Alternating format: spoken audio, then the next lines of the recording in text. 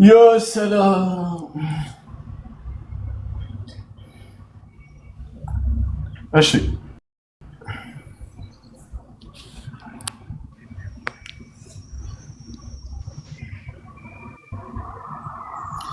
ያቀላችሁ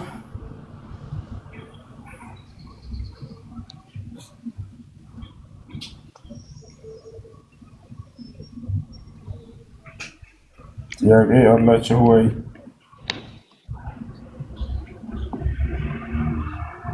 ሰላም አለይኩም። ወአለይኩም ሰላም። ጥያቄ በውስጥ መጠየቅ አይቻልም? ላይቭ ላይ እሺ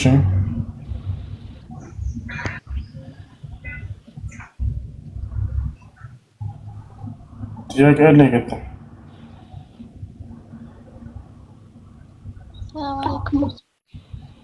ወአለይኩም ሰላም።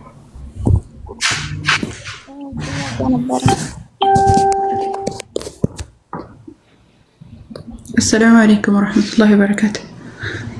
وعليكم السلام ورحمة الله. أني لديك أنت يا عشرة الناس ملكتو كلنا ما سمعت على عند عشرة نمكن نبياتنا صلى الله عليه وسلم ልጆች እሺ ነብያችን ሰለላሁ ዐለይሂ ወሰለም እንደጾም ያመላክቱ ነው። ሐዲስ ላይ ምን አሉ? صيام يوم عاشوراء يكفر السنة الماضية. የዓሹራን ቀን መጾም ያለፈን የአንድ ዓመት ወንጀል ያስምራል ነብያችን ሰለላሁ ዐለይሂ ወሰለም ተናግረዋል። ይህ ነው እንደ አስሉ እንደ መሰረቱ እሱ ነው። ነገር ግን ሌሎችን ስላልተናገሩ መጾም አይቻልም ማለት አይደለም። ነብያችን ሰለላሁ ዐለይሂ ወሰለም ሐዲስ ላይ ብለዋል። በሌላ ሐዲስ ላይ أفضل الصيام بعد شهر أفضل الصيام بعد شهر رمضان شهر الله المحرم ብለዋል። ከረመዳን ወር በመቀጠል በላጩ የጾም ወር ሙሐረም ወር ነው ብለዋል።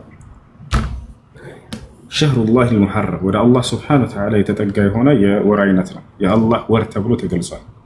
ያኔ ተሽሪፈን ለሁ ለእርሱ ልቅና ሲባል ይሄ ወር ከሌሎች ወራቶች የመጀመሪያው ወር ነውና የአረበኛ ወራት አቆጣጠር ወይም የጨረቃ ወራት አቆጣጠር ሸህሩላህ አልሙሐረም በሚል ወደ እርሱ ተጠግቷል። እንዳጠቃላይ በዚህ ወር ጾም ማብዛት በጣም ተወዳጅ ነገር ነው። ነቢያችን ሰለላሁ ዐለይሂ ወሰለም ከረመዳን ወር በመቀጠል በላጩ የጾም ወር የሙሐረም ወር ነው ብለዋል እና ስለዚህ መጾም ትችላላችሁ ሙሐረም ወር።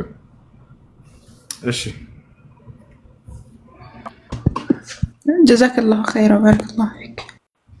ወያኩም እኔ የምናገረው ነገር ነበር። እሺ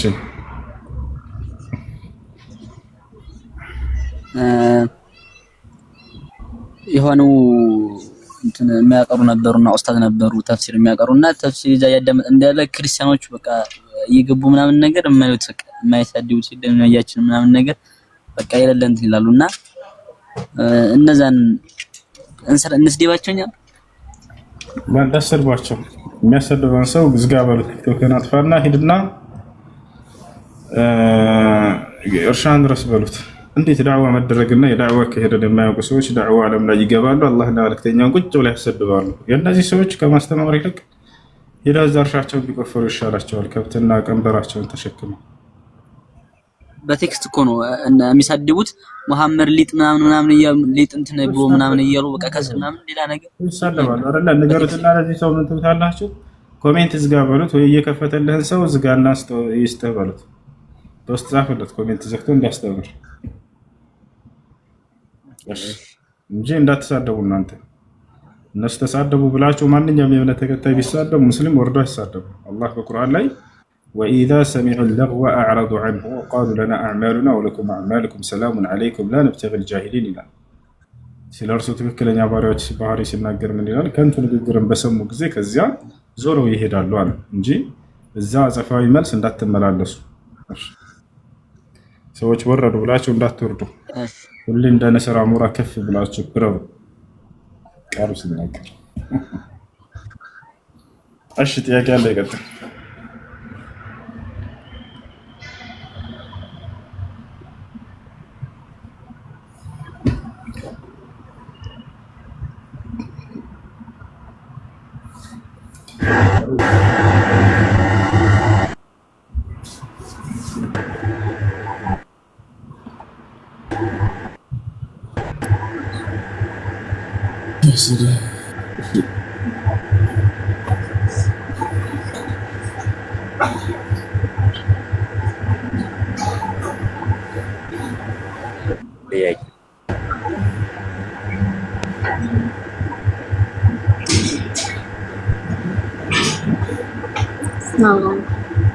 ወአለይኩም ሰላም።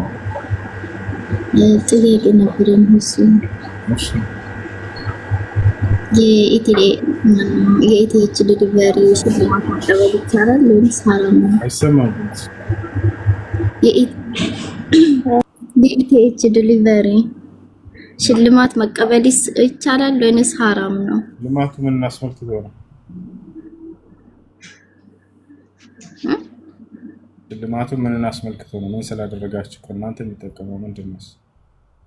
ምንም አይደለም። ያኔ እቃ ትጠልባለህ በብር ማለት ነው የምትፈልገውን እቃ። ከዛ በኋላ የሆነ ሽልማት አለው እጣ እየወጣ። እሺ፣ ስጦታ ሀዲያ ከሆነ ከዚያ አገልግሎት ስለተጠቀማችሁ ማበረታቻ የሚሆን ስጦታ ቢሰጣችሁ ሀዲያ እስከሆነ ድረስ መጠቀም ችግር የለም። ጀዛከላህ ኸይር።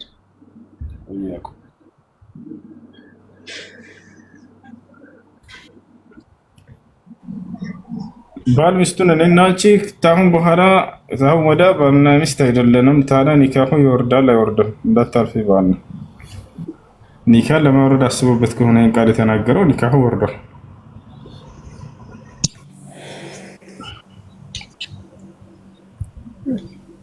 አድሚኖት ካላችሁ አስገባቸው። ጥያቄ ይከራል። እሺ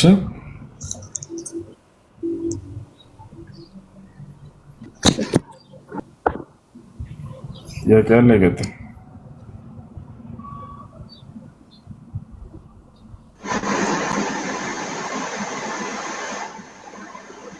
አሰላሙ አለይኩም ወራህመቱላሂ ወበረካቱ። ሰላም ወራህመቱላሂ ወበረካቱ። ድምጽ አይሰማም። ወአለይኩም ሰላም። ጥያቄ ነበረኝ። እሺ ጥያቄ ያው ቤተሰቦቼ ክርስቲያን ናቸው። ባለፈው የሆነ ጥያቄ ተጠይቀው ስትመልስ ሰማሁና ለክርስቲያኖች ባልሚውን እንኳን ያደረሳችሁ እንዳትሉ እና አይፈቀድም ምናምን እያልክ ነበርና እና ቤተሰቦቼ ያው ሁሉም ክርስቲያን ናቸው። በቤተሰቦቼ ውስጥ እኔ ነኝ ሙስሊም። እንዴት ነው? ከዚህ በፊት ያው እኔ እየሰጠው ለባልሚውን ለምንም እያስገባው ነበረ። ያው ያኔ ጥሩ አይደለም ማለት ነው። ስላለፈው ባለፈው ነገር አትጠይቅበትም። ባለማወቅ ስለሆነ ያደረግሽው ባለማወቅ ኃጢአት የተሰራ ሰው እንደ ወንጀል አይቆጠርበትም። ነገር ግን ካወቅሽ በኋላ ይህን መተው አለብሽ። የበዓል ቀን እንትን ማለት አይቻልም። የበዓል ቀን ውጭ ዓመቱን ሙሉ መርዳት ትችላላችሁ። የሚረዳ ነገር ኖርማል ምግብ የሚሆኑት የሚለብሱት መታከሚያ ያስፈልጋቸው እንዳትተዋቸው፣ ወርዳቸው። የበዓል ቀን ሲቀር እዛን የሚሰሩት አምልኮ ለኢየሱስ ክርስቶስ ነው አይደል? ስለዚህ በዚያ ነገር ላይ መተባበር ተገቢ አይደለም። እንዳውም ከዚያ መንገድ እንደወጡ ማርና ያለባቸው። አያዝኑብኝም። ያው አባቱና እናቴ ክርስቲያን ናቸው። በዛ ላይ ያኔ እኔ ካረዳሁኝ እኔ መጠበቃቸው መቼ ይቀራል? ያኔ እኔ አሁን ያን ነገር እንደዛ አይፈቀድም ብል በእኔ አያዝኑም። ቢያዝኑ ተጠያቂ አይደለሽም። ስለ ማን ነው? ከአላህ ሱብሓነሁ ወተዓላ ውጭ ለሌላ አካል አምልኮ ሊሰራበት ስለሆነ ለዚያ ነገር መርዳት አይቻልም። ሁለተኛ ጥያቄ ያው ወንድሜ ወደ አኬራ ሄዷልና ክርስቲያን ነው። ለሱ ብዬ በስሙ ሰደቃ ቢያወጣ ይደርሳል? አይቻልም። አላህ ሱብሓነሁ ወተዓላ ለካደ ሰው ማድረግ አይቻልም። ሰደቃን ዱዓን ማድረግ አይቻልም። ሶስተኛ ጥያቄ ይሄ ያኔ ጥያቄ የሆነብኝ ነው። ወሃብይ የሚባል ሰውና ወሃቢ ማለት የሆነ ጥያቄ የሆነ ጥንካሬ ያለ ጥያቄ ስመልስላቸው ወሃቢ ልትሆኚ ነው ምናምን ይባላል። በእስልምና ወሃቢ ምንድነው? በምንድነው ወሃቢ ስም የተጠራው? እሺ አንድ መሐመድ ብን አብዱል ወሃብ የሚባል ሰው ነበር። ሳውዲ አረቢያ ላይ ነበረ። ሰዎች የተለመዳቸውን የሽርክ ስራዎች እና የቢድዓ ተግባራቶች አወገዘባቸው፣ አስተባበለባቸው። እነዚህን አትስሩ፣ ወደ ተውሂድ ወደ ሱና ተመለሱ አላቸው። ከዚያ በኋላ ዋሃብያ የሚባል አዲስ መንገድ ፈጥረህ ነው አንተ፣ ስለዚህ እንደዚህ በማለት በእርሱ ላይ ቀጠፉበት፣ ወርሹበት። ከዚያ በኋላ ህዝብ ሁሉ ይሄ ዋሃብያ ነው ተጠንቀቁ እያሉ ከዚህ ከእውነተኛ ሰው አስራቋቸው፣ አስበረገቧቸው፣ አስፈራሯቸው። ይሄ ነው ባጭሩ። ሙሐመድ ብን አብዱል ወሃብ የሚባለው ሰው ምንም አዲስ ነገር ያመጣው ነገር የለም። ማ ጃአ ቢሸይኢን ጀዲድ ሚማ ካነ ዐለይሂ አልአንቢያ ወልሙርሰሉን፣ ነቢያት ካሉበት ነገር አዲስ ያመጣው የጨመረው ነገር የለም። የነቢያትን መንገድ ነው ያስተማረው። በጣም ደግና መልካም ሰው ነው። እሺ ጀዛከላህ ኸይር ሹክራን። እንዴት አደርክ ሁሱ? ደህና አደርክ? ሰላም ነው? እግዚአብሔር ይመስገን። አማን ነው አለን አልሐምዱሊላህ አለሁኝ። የሆነ ሀሳብ ነበረኝና ትናንት እዚህ ጋር አንስቼው ነበረ እና እኔ ተሳስቼ ከሆነ ምናልባት እስኪ የቤተ ክርስቲያን የመጽሐፍ መምህሮችን ልጠይቅ ብዬ ሄድኩኝ። ስለ ሚስጥረ ስላሴ ነበረ ያነሳ ነው ከልጁ ጋር እና እንዴት አብም ተወልዷል ወልድም ተወልዷል መንፈስ ቅዱስም ተወልዷል ትላለህ? የተወለደው የቱ ነው? ወልድ ነው የተወለደው? አብ ተወልዷል ወይ መንፈስ ቅዱስ ተወልዷል ወይ ብሎ ጠየቀኝ። እኔም ማምነው ሶስቱም አካላት ተወልደዋል አልኩት። እሺ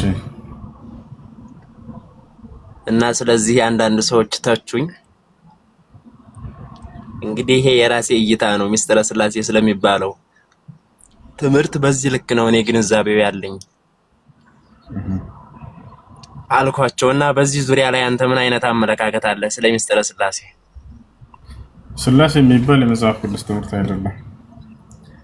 ትሪኒቲ የሚባለው እንደዛ የሚባል ነገር የለም። አምላክ አንድ ብቻ ነው። ነቢያቶች አስተማሩት አምላክ አንድም ሶስትም ነው ብለው በፍጹም አላስተማሩም። በሐዲስ ኪዳን ስለ ወልድ አምላክነት አልተጠቀሰም? በብሉይ ኪዳንም አልተጠቀሰም? የለም። ኢየሱስ ክርስቶስ ሰው መሆኑን ያስተማረው በአምላክና በሰዎች መካከል ያለ መካከለኛ መልእክተኛ እንደሆነ አስተማረ። ኢየሱስ ክርስቶስ ግን ወሱ የዚህ ጋር አንድ ጥያቄ ልጠይቅ። ኢየሱስ ኃጢአትን ማስተስረይ የሚችለው ማን ነው ብለህ ታምናለህ? አምላክ ነው ኃጢአትን መማር የሚችለው። ሊያስተሰርይ የሚችል ግን ይሄ ምሯል ማለት አይደለም። ያካል ያስተሰርያል ሲባል ጊዜ ያ ሰውዬ የአካል ኃጢአትን ምሯል ማለት አይደለም። ኢየሱስ ክርስቶስ የአምላክን ቃል ሰምቶ የሚናገር እንደሆነ ተናግሯል። ስለዚህ እሱ እየነገረ ነው እንጂ ከራሱ እያስገኘ አይደለም። ኃጢአትሽ ተሰርዮልሻል፣ ኃጢአትህ ተሰርዮልሃል ብሎ ቢናገር እኔ ኃጢአትህን ምሬልሃለሁ ማለት አይደለም። ያ ሰውዬ ኃጢአቱን እንደተማረለት እየተናገረ ነው። ኢየሱስ ክርስቶስ በአምላክና በሰዎች መካከል ያለ መካከለኛ ነው። የሚናገረው ቃል ሁሉ ከአምላኩ የሰማውን ነው። ኃጢአቱን እንደተማረለት ለዚህ አካል እየነገረ ነው። ከኢየሱስ ክርስቶስ በፊት ኃጢአታቸውን ተሰርዮላቸዋል የሚሉ አካሎች ነበሩ። እነዚህ አካሎች ማለት ነው። እና ኃጢአትን የሚምረው ማነው ከተባለ ራሱ አምላክ ነው። ኢየሱስ ክርስቶስ ወደ ሰማይ ቀጥ ብሎ አባት ሆይ የሚያደርጉትን አያውቁምና ይቅር በላቸው አለ። ይቅር ባይ ማን ነው? አብ ነው። ራሱ ይቅር ማለት አይችልም ነበር? ይችል ነበር። ነገር ግን አምላክ ስላልሆነ አላለም። ይቅር ብዬላችኋለሁኝ አላላቸው። ሂዱ ኃጢአታችሁ ተሰርዮላችኋል ይላል። ግን ኃጢአታችሁ ተምሮላችኋል ለማለት ነው። ማን የማረው ከተባለ በዚህኛው አንቀጽ ይፈታል። አባት ነው የሚምረው። አባት ሆይ የሚያደርጉትን አያውቁምና ይቅር በላቸው እያለ ይናገራል። እሺ እዚህ ጋር ግን ለምሳሌ ኢየሱስ ክርስቶስ አመጣጥ አለ። ወደ ምድር አመጣጡ በራሱ ለሁለት ነገር ነው። አንደኛ ደረጃ ላይ የስጋን ባህሪ ለብሷል ብለን እናምናለን። ስጋነት አለበት መለኮቱ ላይ ብለን እናምናለን። እንግዲህ ይሄ የስጋን ባህሪ ተዋህዶ ሲመጣ አምላክ በራሱ ማለት እኔ ወይም ደግሞ እኛ ብለን እንደምናምነው ስጋን ተዋህዶ ሲመጣ የመለኮትነት ባህሪ ተለይቶታል እያልን አይደለም። አምላካዊ ባህሪው አብሮት አለ ብለን እናምናለን። ግን በስጋነት ባህሪው ያንን ቢል ለእኛ ልመናን ለማስተማር ነው ብለን ብንፈታው ምን ችግር አለው? አሁን አመጣጡ ነው የሚወስነው። ይሄን ለማድረጉ አመጣጡ ይወስነዋል። ለምን መጣ የሚለውን ነገር እንደዛ ነው።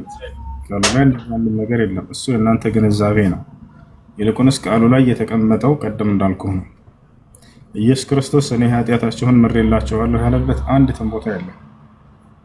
ይልቁንስ እንዳውም ኃጢአትን የሚመራው አብ እንደሆነ በግልጽ ተናግሯል። የሥላሴ አካል ናቸው፣ እሱ በመለኮቱም ስላለበት አብ ወልድ መንፈስ ቅዱስ ናቸው እንዳንድ አብ ብቻ እንደሚምር ነው የተናገረው። አባት ሆይ የሚያደርጉትን አያውቁምና ይቅር በላቸው አለ። መንፈስ ቅዱስና ወልድ አብ ናቸው ወይ ብለን ስንል አይደሉም። አብ ካለ አብን ነው እየጠራ ያለው እና ስለዚህ ኢሳይያስ ላይ የተጻፈውን ጥቅስ ታስተውሰዋለህ? መጽሐፈ ኢሳይያስ ስንት እንደሆነ አላውቅም፣ ስንት እንደሆነ እንጃ። ምዕራፍ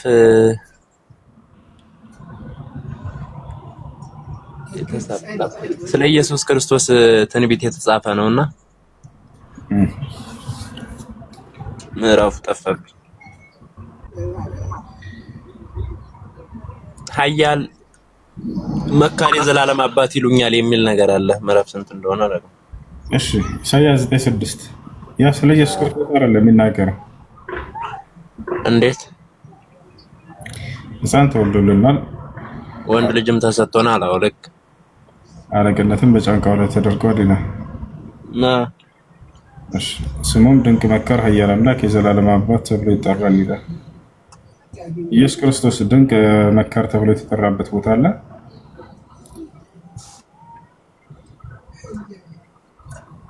የለም። እሺ ስለዚህ ተብሎ ይጠራል እስካለ ድረስ ተብሎ የተጠራበት ቦታ የት ነው? ትንቢቱ የተፈጸመው በእርሱ ላይ አንደኛ ነው። ሁለተኛ ይህን ጥቅስ ለኢየሱስ ክርስቶስ ነው ብሎ የተናገረ አንድም የአዲስ ኪዳን ባለቤት የለም።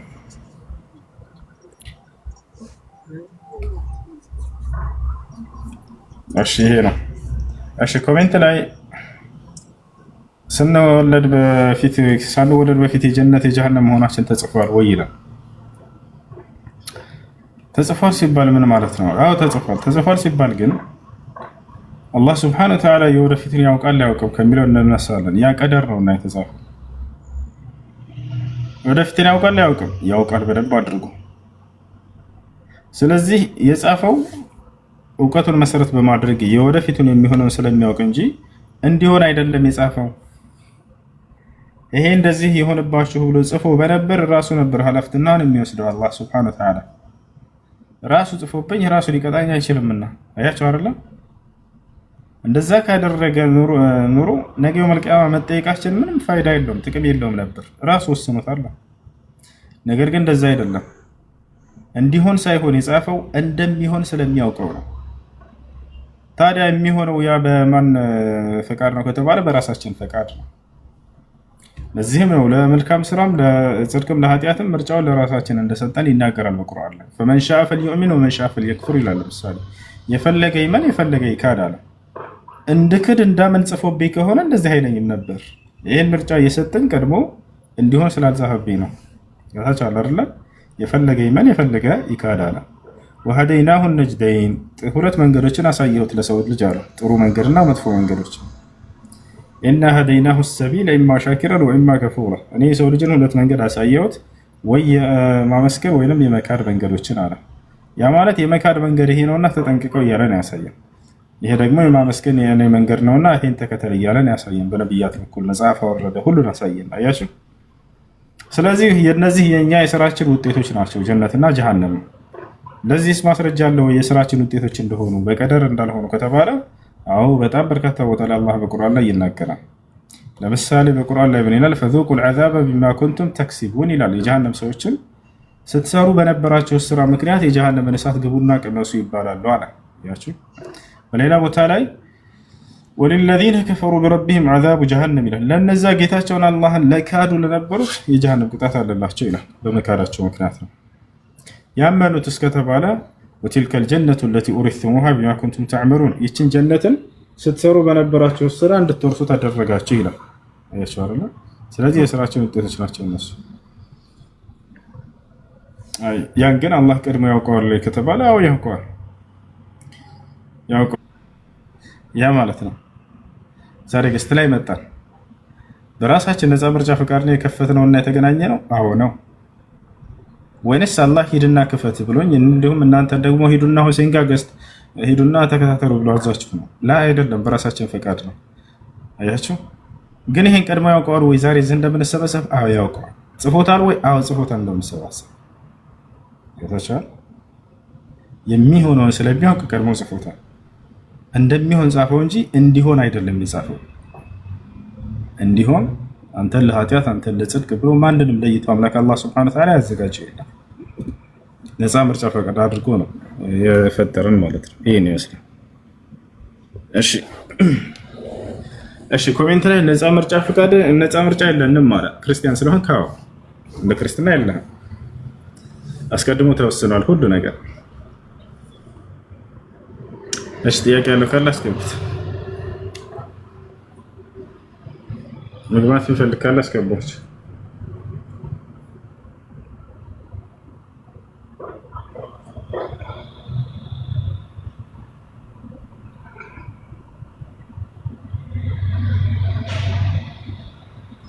ግን እዚህ ጋር ሁሱ አላህ የወሰነው ሆነ ወይም ደግሞ እግዚአብሔር የወሰነው ሆነ ስንል ምን ማለታችን ነው? በዛ ላይ ቅድመ እውቀት አለው ማለት ነው። ውሳኔ የሚባለው ነገርስ ምንድነው ታዲያ? ቅድመ እውቀት ቀዳር ይባላል። እሱ ቅድመ እውቀት አለው አላህ መወሰኑ እውቀትን ብቻ ያሳይማ። ውሳኔ እኮ ነው፣ ኦሬዲ ጨርሶታል አይደል? እንደሚሆን ያንን ነገር ያውቀዋል እንጂ እንዲሆን የወሰነው ነገር አይደለም። እንዲሆን የወሰናቸው ነገራቶች አሉ። በእርግጥ እነሱ ልለይልህ በቃ ያለኛ ነፃ ምርጫ ፈቃድ እንዲሆኑ የወሰናቸው ነገራቶች አሉ ወይ? አዎ አሉ። ለኛ ነፃ ምርጫ ፈቃድ ሰጥቶን የጻፋቸው እንደሚሆኑ የጻፋቸው ነገራቶች አሉ ወይ? አዎ አሉ። ማንኛውም ምን የማደርገው አንተ የምታደርገው ጽድቅም ሆነ ኃጢአት እነዚህ በራሳችን ነፃ ምርጫ ፈቃድ ናቸው። በእነዚህም ነው የሚተሳሰበን የትንሣኤ ቀን።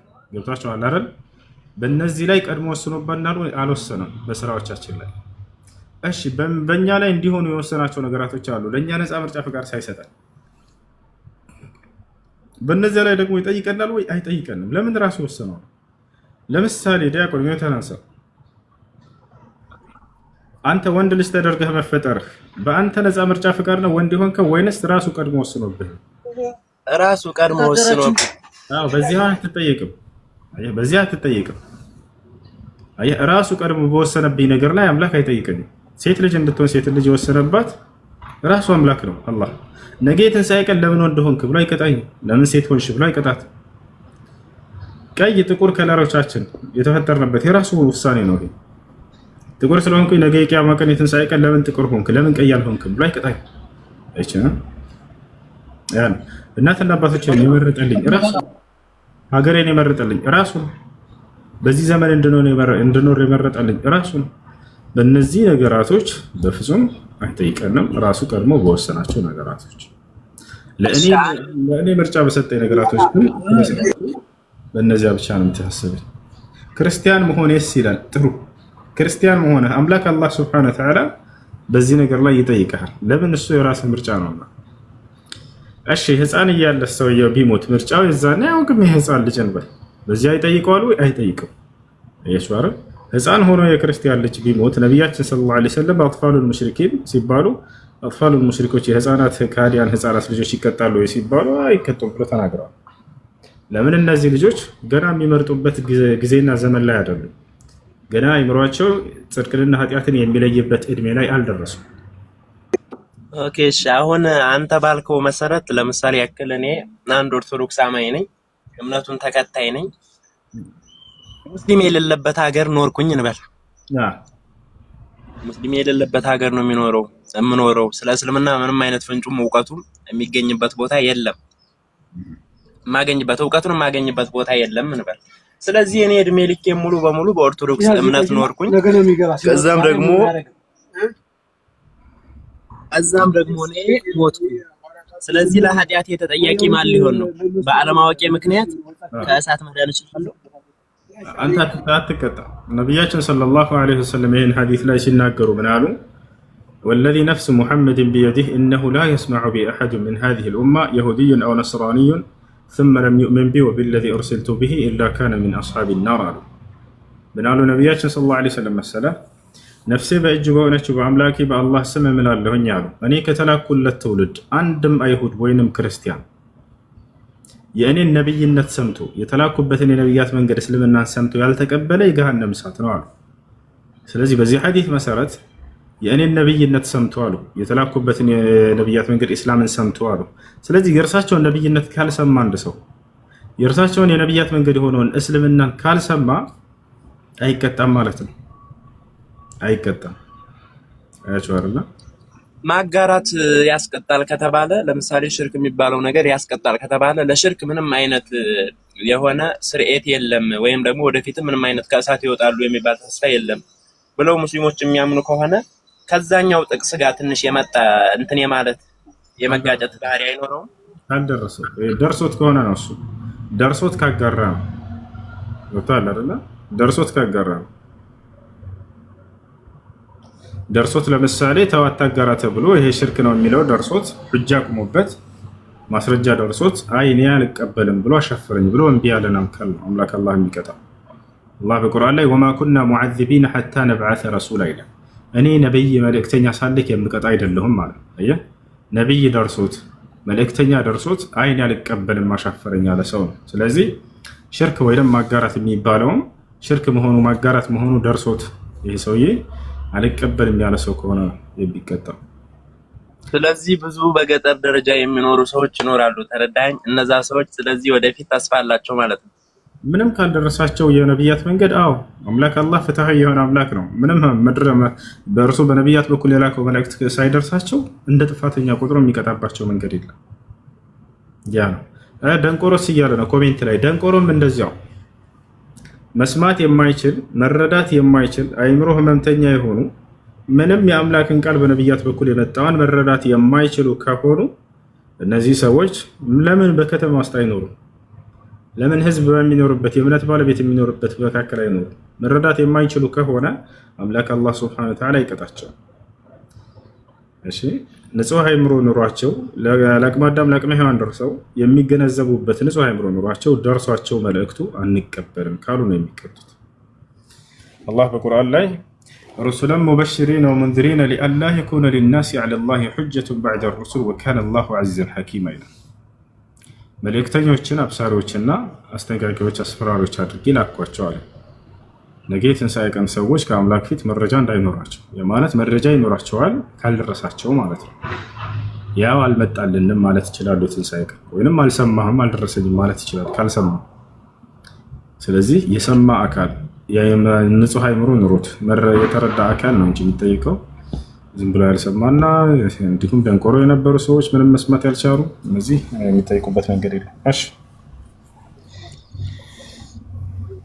በነገራችን ላይ ግን ስለ ሻሃዳ ማለት ስለ ምስክርነት አንድ የሆነ ሐዲስ አንብቤ ነበርና አንድ ሰው መጨረሻው ላኢላሃ ኢለላህ ነው ከላኢላሃ ኢለላህ ከሆነ በእውነትም ጀነት ገባ የሚባል ነገር የሚል እይታ የነበረው ሐሳብ አንብቤ ነበርና ይህ ሰው ምንም አይነት ወንጀለኛ ቢሆን አሟሟቱ ይህ ከሆነ ምንም አይነት ለቅጣቱ ለሰራው ወንጀል ምንም አይነት ቅጣት ሳይገጥመው ቀጥታ ይገባል እንደማለት ነው ወይስ ከአላህ ዘንድ ያለው ኃጢአቱ ይማርለታል? ከሰዎች ጋር ያለው እንዳለ ነው። ሰዎችን በድሎ ከሆነ ነቢያችን ሰለላሁ ዐለይሂ ወሰለም መን ቃለ ላ ኢላሃ ኢለላህ ደኸለል ጀነህ ሲሉ ጊዜ ላ ኢላሃ ኢለላህ ያለ ገነት ገባ ሲሉ ያ ሰውዬ እንዳው ምንም አይቀጣም ማለት አይደለም። የሰዎችን ሐቅ በልቶ በድሎ አጭበርብሮ ሰርቆ መቶ ገድሎ ከሆነ ስለዚያ ይጠየቃል። በአላህና በእርሱ መካከል ያለ ኃጢአት ከሆነ ግን ይማርለታል። ለምሳሌ አስካሪ መጠጥ መጠጣት፣ በአላህ ላይ ሲያጋራ እንደነበር ምናምን እንደዚህ አይነቶች ከሆኑ ከሰው ጋር ምንም ንክኪ የሌላቸው ከአላህ ግን በእርሱና በአላህ መካከል ያሉ እነሱ ናቸው የሚማሩለት።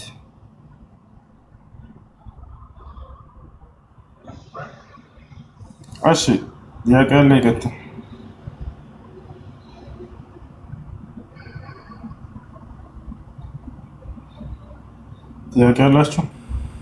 ሰላም አለይኩም።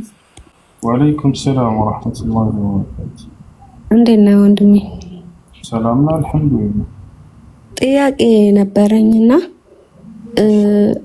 እንትን ለምሳሌ እኔ መጠየቅ የፈለኩት ስለ ሰላት ነው። አሁን አንዳንዴ ውጪ ከነበርኩኝ ማለት ነው ሰዓት ቤት እስከምገባ ብዬ ሰዓት እንዳይረፍድብኝ ብዬ መስጂድ እሰግዳለሁ። ለምሳሌ በጀማዓ ለመስገድ ላይክ ከሁለት ረካዓ ሰግደን ለምሳሌ ዒሻን በለውና ከሁለት ረካዓ በኋላ ከደረስኩኝ ማለት ነው ከዛ በኋላ ያለው ሱረቱል ፋቲሃ ብቻ አይደለም የሚቀራው እና ከዛ የዛኔ ጀምሬ ከዛ ሁለቱን የቀረኝን ማለት ነው ለመቀጠል ሱረቱል ፋቲሃ ብቻ ነው የምቀራው ወይስ ለምን የመጀመሪያው ስለመለጠኝ ማለት ነው ሱረቱል ፋቲሃ ብቻ ነው የምቀራው ወይስ ሁለተኛ እንትን ቁርአን መጨመር አለብኝ? ተህያቱ በፊት ላይ ከሆንሽ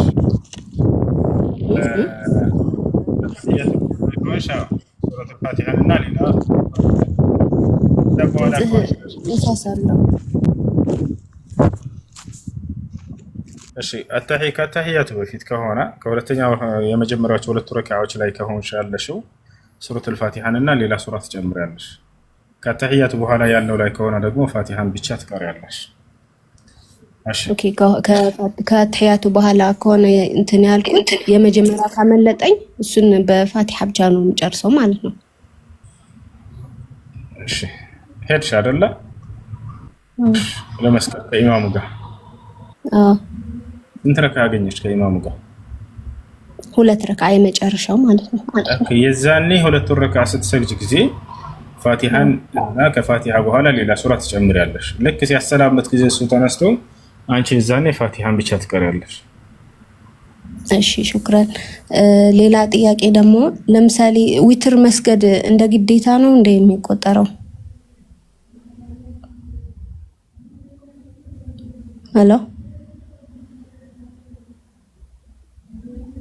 ሄሎ ተቋረጠ።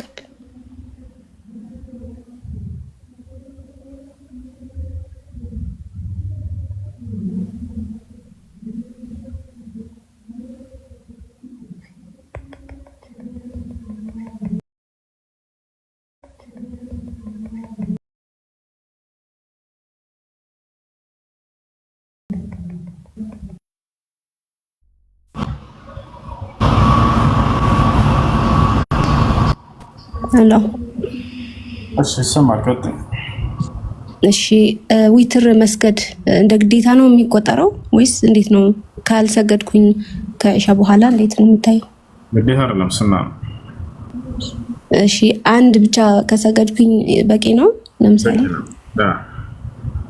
ከአንድ ጀምሮ እሺ አላህ ይስጥልኝ።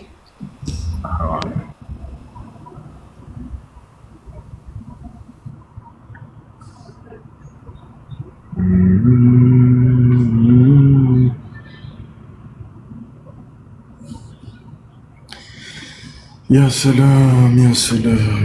እሺ አማን ጥላሁን ሰላም አለይኩም። ወአለይኩም ሰላም ወራህመቱላህ። እንዴት ዋሉ? አለን አልሐምዱሊላህ። እሺ ጥያቄውን ጠይቅ ይችላል? ይችላል። አሁን አዛን እየተደረገ ይቀሙ የሚለውን ተከትለን ማለት ምን እንችላለን? ዱዓስ ማድረግ አንችልም? በእንትን በአዛን መሃል በአዛንና በኢቃማ አይደለም አዛን እያለ እዛ ዱዓ ማድረጋችን ማለት በአዛን አዛን እየተባለ ከሆነ ምን ማድረግ እንዳለብን ነብዩ ሰለላሁ ዐለይሂ ወሰለም ተናግረዋል። እሱን ልንገርህ፣ እሱን ነው የምናደርገው። قال النبي صلى الله عليه وسلم إذا سمعتم النداء فقولوا مثل ما يقول المؤذن وإذا قال حي على الصلاة حي على الفلاح فقولوا لا حول ولا قوة إلا بالله وإذا انتهى من الأذان فقولوا اللهم رب هذه الدعوة التامة والصلاة القائمة آت محمدا الوسيلة والفضيلة وبعثه مقاما محمودا الذي وعدته. وفي رواية أخرى إنك لا تخفي الميعاد. هذه العبارة إن كان فيها مقال لبعض أهل العلم لكنه لا حرج في من قالها. እሺ እና ይሄ ነው ነብያችን ሰለላሁ ዐለይሂ ወሰለም ምን አሉ? አዛን በሚያደርግ ጊዜ በምትሰሙ ጊዜ ሙአዚኑ ልክ እርሱ እንደሚለው እየተከታተላችሁት በለው አሉ። ያን ነው ማድረግ ያለብን እንጂ ዱዓ አድርጉ በመካከል አላሉ። ህያ ዐለ ሶላህ ህያ ዐለል ፈላህ የሚለው ላይ ሲደርስ ላ ሐውለ ወላ ቁወተ ኢላ ቢላህ ላ ሐውለ ወላ ቁወተ ኢላ ቢላህ ትላለህ። ወይ ነው ሌላ መጠየቅ ይችላለህ? ይቻላል። እኔ አሁን ቤት ነው የምውለው። ቁርአን መቅራት ፈልጋለሁ፣ ግን ቁርአን ሄጄም ለመቅራት የሚያስችል አቅም የለኝም። ግን በቃ ምንም ማድረግ አልችልም። በዚህ ራሱ በኦንላይን ጀምሬ ነበር። እዚህ ዳታው ኖርማል ስላለ ሊቆራረጣል ብዙ ጊዜ እና ሰዎችን ዙሪያ ሳናግራቸው ይረሱኛል። እሺ የምታስቀሩ ወንዶች ካላችሁ እስኪ አስቀሩት። እስኪ አላህ ብላችሁ ማን ነው የሚያስቀራ? ኮሜንት ላይ ማን ነው ከወንዶች የሚያስቀራ? እኔ ብሎ ይጻፍ አንድ ወንድ እና አግዝ ታስቀሩት። ከዚህ በፊት 10 ጁዝ ደርሼ ነበረ። አሁን ግን ተመልሼ ቢያንስ 3 ጁዝ ነው ጀምር እንፈልግ 10 ጁዝ ያው ወንድም እኔ እያሉ እየጻፉ ነው ኮሜንት ላይ ያግዘዋል፣ ያስቀረዋል። ያ እሺ ፎሎ አረጋችኋለሁ በውስጥ ላውራችሁ። አያ አይሽ መርሐባ ሹክራን መርሐባ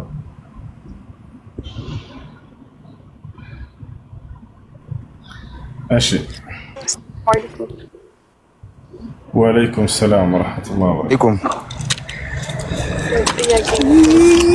የመጀመሪያው ካፊሮች ከአላህ ውጭ ባሉ አካላቶች የሆነ ነገር ቢጠይቁን ያንን ነገር ማድረግ እንችላለን። መንገድ ላይ ለምሳሌ የሚለምኑትን ምናምን ማለት ነው እና ካረግንላቸውም በኋላ በእነሱ ቢመርቁን አሚን ማለት። እሺ መንገድ ላይ የምናገኛቸው የሌላ እምነት ተከታዮች በአማልክቶቻቸው ብለው በሚያስቧቸው ወይም ጻድቅ ብለው በሚያስቧቸው አካሎች በእነሱ ሊጠይቁን መስጠት እንችላለን ወይ? ከሰጠናቸው በኋላስ በእነዚያ ስም ቢመርቁን አሚን ማለት እንችላለን ወይ? ለምሳሌ በቅዱስ ገብርኤል የሆነብህ በማርያም በኢየሱስ በማንም ጠርተው ሊለምኗችሁ ይችላሉ። እነዚህን ሰዎች የሚለምኑ ሰዎችን መስጠት ይቻላል ወይ? መስጠት ትችላላችሁ። ነገር ግን እነዚያን ታሳቢነት አድርጋችሁ አይደለም የጠራችሁ፣ አንዱን አምላክ አላህን ታሳቢነት አድርጋችሁ ነው። ወይጥዕሙነ አጣዓመ ዐላ ሑቢሂ ምስኪንን ወየቲመን ወአሲራ ለማለት አላህ ሲናገር የእኔ ባሪያዎች ለድሃ ለየቲም ለተማረከ ምርኮኛ ምግብን ይመግባሉ የእኔን ፊት ፈልገዋል፣ ከእርሱ ዘንድ ደረጃን ፈልገው። አያችሁ ኢነማ ኑጥዒሙኩም ሊወጅሂላህ ላ ኑሪዱ ሚንኩም ጀዛአን ወላ ሽኩራ። እኛ የምናበላችሁ ከአላህ ዘንድ ደረጃን ለማግኘት የእርሱን ፊት ለማግኘት ብለን ነው። ከእናንተ ባሴንም ሆነ ምስጋናንም አንፈልግም ይላሉ አይደል? ስለዚህ ነው እናንተ የጠሯቸውን አካሎች ታሳቢነት አድርጋችሁ መስጠት የለባቸውም። ያ ማለት እኛ ገብርኤልን እንጠላለን ማለት አይደለም፣ ሚካኤልን እንጠላለን ማለት አይደለም፣ ማርያምን ኢየሱስን እንጠላለን ማለት አይደለም። በአላህ ስብላለህ ከማንም በላይ ነው የምንወዳቸው። ነገር ግን ደረጃቸውን እናውቅላቸዋለን፣ ከአምላክ ጋር እናስተካክላቸዋለን። በአምላክ ስም እንለምናለን እንጂ ወተቁላህ አለዚ ተሳአሉነ ቢሂ ወልአርሐም የምትጠያየቁበት የሆነውን አምላካቸውን አላህን ፍሩ ይላል። የምንጠይቀው በእርሱ ብቻ ነው። ወኢዛ ሰአልተ ፈስአሊላህ መጠየቅ ስትፈልግ በአላህ ብለህ ጠይቅ። መን ሰአለኩም ቢላሂ ፈአዕጡሁ በአላህ ስም የጠየቃችሁን ስጡት አሉ። መጠየቅ ያለበት በእርሱ ስም ብቻ ነው ብለን ስለምናምን ነው። እነዚህ መላእክቶች እነዚህ እነ ማርያም እነ ኢየሱስ ጻድቃኖች ናቸው ቦታቸዋል። ነገር ግን ጻድቅ መሆናቸው ፈጣሪ ያደርጋቸው፣ ከፍጡርነት ከፍ ያደርጋቸው። በእነርሱ ስም አይጠየቅም አይለመንም። በአንዱ አምላክ ስም ግን ብቻ ይጠይቃል። ማንኛውም አምልኮ ስራ የሚሰራው በእርሱ ስም ብቻ ነው፣ ለእርሱ ብቻ ነው፣ የእርሱ ፊት ታሳቢነት ተደርጎበት ብቻ ነው። ይሄ ነው። እሺ ከሰጡም በኋላ አሚን ማለት ይቻላል ወይ? በእነዚያ ስም እንዳጋጣሚ ቢመርቁ፣ ለምሳሌ ከተሰጠ በኋላ በዚያ ቢመረቅ አሚን ማለት ይቻላል ወይ? አይቻልም፣ አይቻልም። ታዲያ ምን እናድርግ? ሰጣችኋቸው አይደለም? ምንዳችሁን ከአላህ ዘንድ ብቻ ፈልጋችሁ በልባችሁ መሄድ፣ ጉዟችሁን መቀጠል። እሺ ቁርአንን ሐፍዞ የጠፋበት ሰው ቅጣት ይኖርበታል? ምን አልሽኝ? ቁርአንን ሐፍዞ የጠፋበት ሰው ቅጣት ይኖርበታል? በመሳነፍ ምክንያት ሙራጃ የሚያደርግበት ጊዜ ያለው አውቆ ሆን ብሎ ችላ ብሎ የተወሰው እሺ። ነገር ግን እየታገለ እያለ ይሄ ሰውዬ በቻለው አቅም ጊዜውን ሰጥቶ እየቀራ ቢጠፋበት ይህ ሰው አይጠየቅም። ሌላ ደግሞ ጀነት ውስጥ አጅነቢ ምናምን አለ ማለት ጠየቅኩት ከአንተ አንፃር ነው። እሺ መልስልኛል። ጀነት ውስጥ ሴቶች ከባላቸው ውጭ ፊታቸው የታጠረ ነው፣ አይናቸው የታጠረ ነው ተብሏል። ስለዚህ ሲጀመር ጋር በተያያዘ ነው ጠይቅ ፈለኩት። ምን አልሽኝ? ነቢያትን የማየት እድል ሰው ያገኛል። ነቢያትን የማየት እድል ያገኛል።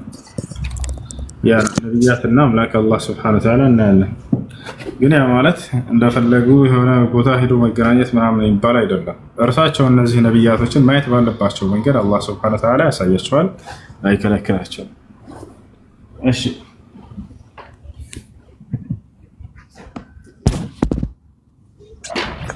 ጨርሳ ከሆነ ሁሱዬ አንድ የሆነ ሐዲስ አንብቤ ነበርና እሺ ይህ ሐዲስም አንዲት ሴት ወደ ነብዩ መጣች ይላል። ከተሳሳትኩኝ ግን እያረምከኝ በነገራችን ላይ እሺ። እና ወደ እርሱ መጣ ማንንም ማግባት እንዳለባት እያስመረጠቻቸው ይመስለኛልና ይሄን ላግባው ወይ ብላ ስታማክራቸው አንዱ ያስርብሻል አሏት፣ አንዱ ደግሞ ይመታሻል አሏት እና ወደዛኛው ትራንስፈር አረጓት፣ ወደዛኛው ያንኛው እንዲያገባት ላኳት። እና እኔ አሁን የታየኝ እዚህ ጋር ምናልባት የነብዩ ፍታዊነት ወይም ደግሞ የሙሐመድ ፍታዊነት ምን ነበር? አሁን ያ ድሃ በመሆኑ ምክንያት ይችን ልጅ እንዳያገባ ተደርጓል። ተረዳኸኝ? የሀብት ልዩነት ነው። ያስርብሻል አሏት።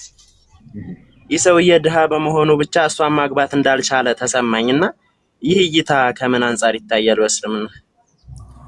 ጥሩ ሐዲሱ ምን ይላል መሰላችሁ? ፋጢማ ብንት ቀይስ የምትባል ሴት ነች። ፋጢማ ብንት ቀይስ ጃአት ኢለ ነቢይ ሰለላሁ ዐለይሂ ወሰለም ወቃለት ያ ረሱለላህ ኸጠበኒ ሰላሳ አቡ ጀህል ወሙዓውያ ወኡሳማ ብን ዘይድ እነዚህ ሶስቱ ሰዎች ለጋብቻ ጠየቁኝ አለች። ወደ ነብዩ ሰለላሁ ዐለይሂ ወሰለም ጋር መጣ እያማከረቻቸው ነው። ፋጢማ ብንት ቀይስ የምትባል ሴት አንደኛው አቡ ጀህም ነው፣ ሁለተኛ ደግሞ ሙዓውያ፣ ሶስተኛ ደግሞ ኡሳማ ብን ዘይድ ነው። የትኛውን ላግባ ብላ ጠየቀች። ነቢያችን ሰለላሁ ዐለይሂ ወሰለም ምን አሏት? አማ ሙዓውያ ፈሰዕሉኩን ላ ማለ ለሁ አሏት። ሙዓውያ ደሃ ነው፣ ገንዘብ የለውም አሏት። ሁለተኛ ወአማ አቡ ጀህም ፈضራቡን ልኒሳ ወፊ ሪዋየትን ኡኽራ ወአማ አቡ ጀህም ፈላ የضዑ ልዓሳ ዐን ዓቲቅህ። አቡ ጀህም ግን እሱ ደግሞ ሴትን ይደበድባል። በሌላ ሐዲስ ላይ በሌላ ዘገባ ላይ እርሱ ከትከሻው ላይ በትርን አያወርድም አሉ። ክንያዊ ንግግር ነው፣ ሚስትን እንደሚመታ የሚገልጽ ነው። ፈንኪሑ ኡሳማ፣ ስለዚህ ኡሳማን አግቢ አላት። ታዲያ ደሃ ለሆነው ለምን ከለከሉት ነው? እዚህ ቦታ ላይ የሀብት ጉዳይ ነው ያልከው እሱ ስህተት ነው። እንደሱ ሳይሆን የማስተዳደር ችሎታ ስለሌለው ነው። የማስተዳደር ችሎታ ከሌለው ሊያገባ አይችልም። እንደ ኢስላም አንድ ሰው ነቢያችን ሰለላሁ ዐለይሂ ወሰለም ሐዲስ ላይ ምን አሉ? ያ መዕሸረ ሸባብ መን ስተጣዐ ሚንኩም አልባአተ ፈልየተዘወጅ ወመን ለም የስተጢዕ ፈዐለይሂ ቢሶም ፈኢነሁ ለሁ ዊጃእ አሉ። እናንተ የወጣት ስብስቦች ሆይ ከእናንተ የጋብቻን ጣጣ የሚቋቋም ካለ ያግባ ነው፣ ያልቻለ ደግሞ ጾምን ይጹም አሉ። ይሄ ነው። ስለዚህ ይህ ሰው የነብዩ ሰለላሁ ዐለይሂ ወሰለም ሶሐባ ነው። የማስተዳደር አቅም እንደሌለ ያውቃሉ። የማስተዳደር አቅም ከሌለው ሰው ደግሞ ሊያገባ አይገባም። የሰውን ህይወት መጥቶ አያጣብብም። ሴት ልጅን በራሱ ህይወት ላይ አስገብቶ ከዚህ አንጻር ነው። ሁለተኛው ደግሞ ሴት የሚደበድብ ስለሆነ ነው። ስለዚህ ሴትን የሚመታ ከሆነ አግባብ ይሄ ሰውዬ ለባልነት ብቁ ሊሆን አይችልም። ስለዚህ ኡሳማን አግቢ አላት እና ሀብታም ስላልሆነ ሳይሆን የማስተዳደር አቅም ስለሌለው ነው። እሺ ኦኬስ የማስተዳደር አቅም ስለሌለው ልጅቷ ሌላ እንድታገባ ወደ ሌላ አመላከቷትና አሁን ትልቁ ነገር ይህ የዝሙትን በር አይከፍትም ወይ? ለምሳሌ ያክል ይህ ሰው እሷን ማግኘት አልቻለም፣ ሶስቱም ጠይቀዋታል። ያ ድሃ በመሆኑ ሌላ ዝሙት ውስጥ መግባት አይችሉም ወይ? ምክንያቱም የቁስ ነገር ነው። አሁን የለያቸው ቁስ ነው። ተረዳኸኝ? ምድራዊ እንትን የለያቸው። ስለዚህ ያ ድሃ ወደ ዝሙት መግባት አይችልም ወይ? የዘማዊነት በር አይከፈትለትም ወይ? እንደዚህ ሲያደርግ አሁን ወደ ሌላ ቢሄድ ይህ ሰው ተጠያቂነቱ ማን ሊሆን ነው? ማግባት አልቻለም። ራሱን ለመቆጠብ ከአንዲት ሴት ጋር አብሮ ለመኖር ሲባል ማግባት ፈለገ፣ ግን አልተሳካም። ሌላ ሰው ጋር ቢዘሙት ሌላ ነገር ቢያደርግ ተጠያቂ ላይ ይሆን ነው? እሺ አንተ የምታገባው አንድ ሰው የሚያገባው ራሱን ችሎ ሰዎችን ሲያስተዳድር ጊዜ ነው አይደለ? ኦኬ ይሄ አሁን በእኛ እይታ ይመስለኛል። ይሄ በእኛ እይታ አይደለም፣ የአምላክም ህግና ስርዓት ነው። የማስተዳደር አቅም ሲኖረው ጊዜ ነው አንድ ሰው ማስተዳደር ያለበት። የኔ እይታ ሳይሆን አሁን ሐዲስ ላይ እየነገርኩህ ነው፣ ማስረጃ እየሰጠሁ ነው። ሰውየው መጥቶ እንዴት ነው የምናገባው ሲላቸው ጊዜ ማስተዳደር አቅም ሲኖራቸው አላቸው። በጣም ግልጽ ነገር ነው።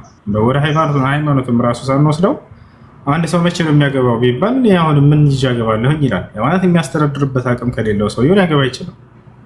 ከዛ አንፃር ነው። ያ ማለት ግን ያንን አካል ወደ ዝሙት መርቶታል ወይ አምላክ ማለት ነው? አይደለም፣ እንደዛ ማለት አይደለም። ታዲያ ወደዚያ ነገር እንዳይሄድ ምን መፍትሄ ያደረገለት ከተባለ ጾምን ይጹም አሉ ነብዩ ሰለላሁ ዐለይሂ ወሰለም። ነገር ግን ከእናንተ የጋብቻን ጣጣ መቋቋም የማይችል ካለ እኔን ጌታውን አላህን ይፍራ፣ ጾምን ይጹም ብሎ ተናገረ። ያ እሺ። እና ከዚያ ከሰውዬ ለይተዋት አይደለም ነብዩ ሰለላሁ ዐለይሂ ወሰለም ይሄን አታግቢ ሳይሆን ምርጫን ያቀረበችው ሶስት ናቸው የጠየቋት ምርጫ ቀረበች። ስለዚህ የማስተዳደር አቅም ከሌለውና ሰውየው አንተ ልጅህን አግባ ብሎ አንድ ሰው ቢመጣ ምንም የማስተዳደር አቅም ከሌለው ሰውየው እንዴት ነው ለሱ ልትሰጠው የምትችለው? የት ሊያኖራት ነው? ቢያንስ መጠለያ ሊኖረው ይገባል። እሺ ኒካ ያሰራት፣ ወዴት ሊወስዳት ነው? ይሄ ሰው ሜዳ ላይ ሊያሳድራት? ሞታቸዋል። የማይሆን ነገር ነው። የማስተዳደር አቅም ችሎታ ሊኖረው ይገባል ሰውየው ብለው ነው እስላም ያስተማሩ። እኔ እንጃ ብቻ ትንሽ ያለው ማብራሪያ ትንሽ ለኔ እንትን ሆኖ፣ ምክንያቱም አሁን እኔ ከምን አንፃር እንዳየው ታውቃለህ፣ ነብይ ናቸው ከተባለ እሳቸው ምድራዊ ሐሳብ ብዙም እንትን የሚጨንቃቸው ወይንም ደግሞ ምድራዊ አስተሳሰብ ብዙም ደንታ የሚሰጣቸው ከዛ አንፃር ነው ያየሁት። ሰማያዊ ሀብትን የሚፈልጉ ናቸው። ስለዚህ ለሰዎች ትንሽ ከበድ የሚል ህግ ጥለዋል ብዬ አስባለሁ። እንግዲህ የኔ እይታ ነው። ሙስሊም ወንድሞቼ ይቅርታ፣ የኔ እይታ ነው። ትንሽ ከበድ ያለ እይታ ሆኖብኝ ነው። ምክንያቱም እኔ እንጃ ትንሽ ግራ ገብቶኝ ነው። አይ እሺ፣ ሌላ ጥያቄ አለ? ቀጥል። እሺ፣ ጥያቄ አላችሁ? እሱ እንዴት ናችሁ? አለን። ሰላም ነው አለው፣ እግዚአብሔር ይመስገን። እሺ፣ እና እኔ እንኳን ጥያቄ ሳይሆን ያው ስልህ ቅድም እያወራችሁ በነበረው ሀሳብ ላይ ነው። እሺ፣ ስለ ኢየሱስ ክርስቶስ ቢያንስ ልመና ወደ አብ እንዳደረገ ያልከው ነው። መካከለኛ ሰው ነው ያው እስኪ ባልከው መንገድ ማለት ነው። ስለ እሱ አምላክነት በመጽሐፍ ቅዱስ የሚገልጸውን ልነግርህ ብዬ ነው። የተናገርኩት ላይ ስህተት ነበረ ማለት ኢየሱስ ክርስቶስ ሰው ነው ስንል የእኛን ስጋ ለበሰ እንጂ እሱ መለኮት ነው። ሰው ነኝ እያለ እኮ መጽሐፍ ቅዱስ ላይ እኮ አምላክም ነኝ ያለበት ቦታ አለ። የቱ ጋር ነው እንደሱ ያለው?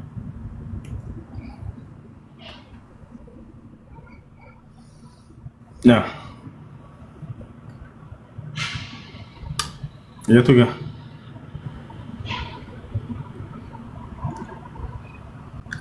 ሄሎ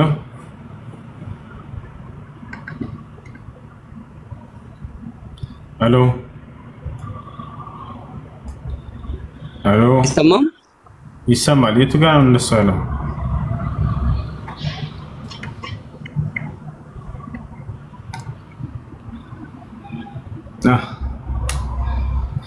አትውጣ።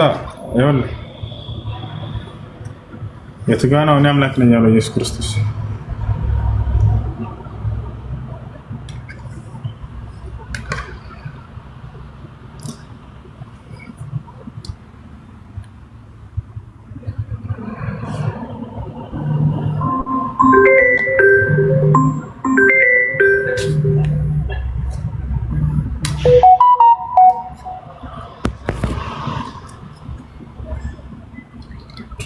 እሺ ሌላ ጥያቄ አላችሁ? ይቀጥል። ሰላም አለይኩም። ወአለይኩም ሰላም ወራህመቱላሂ ወበረካቱ። አሱ አቤት። እንዴት ነሽ? ደህና። አንቺንማ መነጽር ለብሼ ነው የምቀበልሽ። ደህና ነሽ? ተሳስሯል። ትክክለኛ አለባበስ እንደዚህ ነው አይደለም? እና እንደዚህ አዎ። ወበስ እንዴት ነሽ? ደህና ነሽ? ከእህቶቼ ጋር ነኝ። ቪዲዮ ላለግ ነው። እሺ ቁርአን ትቀሩልናላችሁ? እሺ ኦኬ። ተቀሩልሽ እንዴ?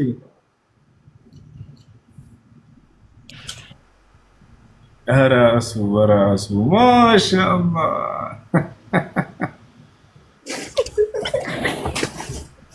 አሱ አደም እንድልስ እንደነው አው ማለት የነብያት ቁጥር እሺ የሚደሪ ኑህ ሳሌህ ኢብራሂም ሉጥ እስማዒል إسحاق يعقوب يوسف أيوب شعيب موسى هارون داود سليمان عيسى اليسع يونس زكريا عيسى والآخر الحطير الأنبياء محمد المصطفى. ما شاء الله ነብያቶችን 25ንም ጠቀሳቸው ከአደም ጀምረው እስከ ነብዩ ሰለላሁ ዐለይሂ ወሰለም ድረስ። ጎበዞች። አሁን ደግሞ በተራ ቁርአን ቅሩልን። አሱ ጀምሪ ቅሪ። አልሐምዱሊላሂ ረቢል ዓለሚን አርረህማኒር ረሂም ማሊክ የውሚዲን ኢያከ ነዕቡዱ ወኢያከ ነስተዒን ኢህዲነስ ሲራጠል ሙስተቂም ሲራጠል ለዚነ አንዐምተ ዐለይሂም ገይሪል መግዱቢ ዐለይሂም ወለዷሊን አሚን። قل هو الله أحد الله الصمد لم يلد ولم يولد ولم يكن له كفوا أحد. جوز أعوذ بالله من الشيطان الرجيم بسم الله الرحمن الرحيم الحمد لله رب العالمين الرحمن الرحيم مالك يوم الدين إياك نعبد وإياك نستعين اهدنا الصراط المستقيم صراط الذين أنعمت عليهم غير المغضوب عليهم ولا الضالين آمين.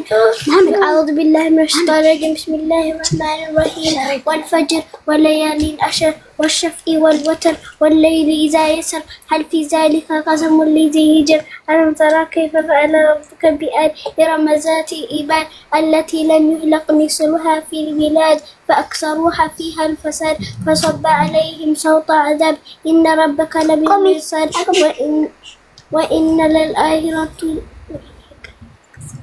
فأما الإنسان أسكسر منه ما شاء الله.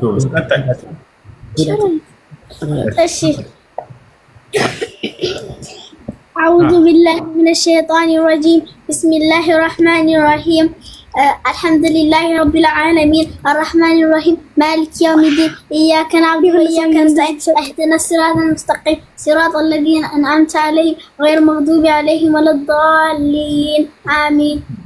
أعوذ بالله من الشيطان الرجيم بسم الله الرحمن الرحيم والعصر إن الإنسان لفي خسر إن الذين آمنوا وتواصوا بالحق وعملوا الصالحات وتواصوا بالحق وتواصوا بالصبر. ما شاء الله. Goes. Next. Abdul Majid, go ahead. ኩሽን አለ። አዎ እሺ ጠይቅ። ሰላም አለይኩም ጥያቄ ነው ያለው። ሰላም አለይኩም አብዱል መጂድ። ግን ለምንድን ነው ሴት ፕሮፌት የሌለው? ሴት ፕሮፌት ለምንድን ነው የሌለው? በጣም ጥሩ ጥያቄ። እሺ በጣም ጥሩ ጥያቄ። አምላክ አላህ ሱብሓነሁ ወተዓላ በቁርአን ላይ ምን ይላል? ወማ አርሰልና ሚን ቀብሊከ ኢላ ሪጃለን ይላል። ሙሐመድ ሆይ ከአንተ በፊት ወንዶችን እንጂ አላኩም ይላል። አላህ ሱብሓነሁ ወተዓላ ወንዶችን ለምንድን ነው የመረጠው? ሴቶችን ለምንድን ነው ያላከው ወደሚለው ስንመጣ ጊዜ ዳዕዋ ለህዝብ ሄዶ ማስተላለፍ በተለይ ከካህዲያን ህዝብ ፊት ቆሞ ማስተላለፍ ከባድ መስዋዕትን ይጠይቃል። በዚያ ላይ መቋቋም የሚችለው ወንድ ነው ወይንስ ሴት ነው ብለን ስናይ ወንድ ልጅ ነው የሚችለው። ገብታችኋል? ቀላል ነገር አይደለም። ነብዩ ሰለላሁ ዐለይሂ ወሰለም የደረሰባቸውን አስተውሉ። አንዲት ሴት ልጅ ከሀገሯ እየተሳደደች በህዝቦቿ እየተገረፈች እንትን እንድትል አምላክ አላህ ሱብሓነሁ ወተዓላ ይሄን አልፈቀደም። በጣም ከባድ መስዋዕት ስለሚጠይቅ ይሄን መቋቋም የሚችል ደግሞ አቅሙ የሚኖረው ወንድ ልጅ ነውና ሴት ልጅ በዚያ በነገር ላይ መከራ ቢደርስባት ከህዝብ ፊት እየቆመች በዚያ ላይ የእርሷ ማንነቷ፣ ገጽታዋ፣ ንግግሯም ሆነ ገላ ተክለ ሰውነቷ ለወንድ ልጅ ፈታኝ ነው የሚሆነው የነበረው። በዚያ ሁኔታ ቆማ ሴት ልጅ ከወንዶች ፊት ብታስተምር አደጋ ይሆናል። ይልቁንስ ሴት ልጅ ደግሞ አታስተምርም ማለት አይደለም።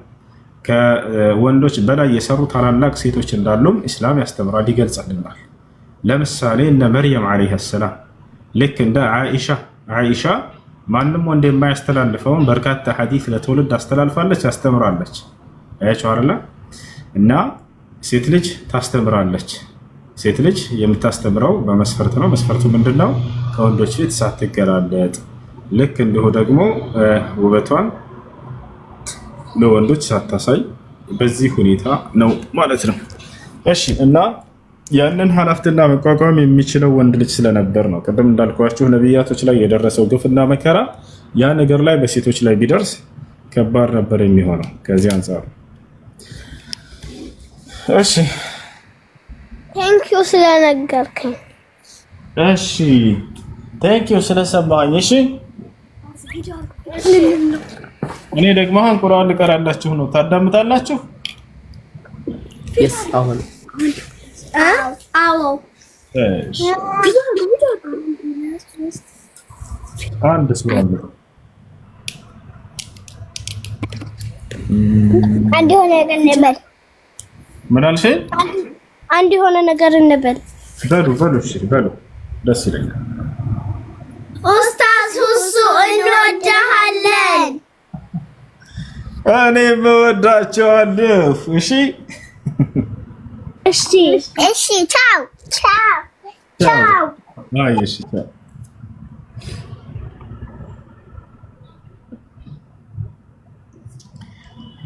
ሁሱ ተረተረትህ በቃ ይላል እና እዚህ ግባና እስኪ እናውራ። ልክ ይላል። እሺ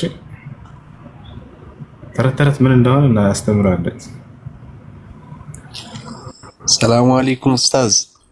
ወአለይኩም ሰላም ወራህመቱላሂ ወበረካቱ። ናግባ ልክ ይላል ጌታ ሰው يلا نقبة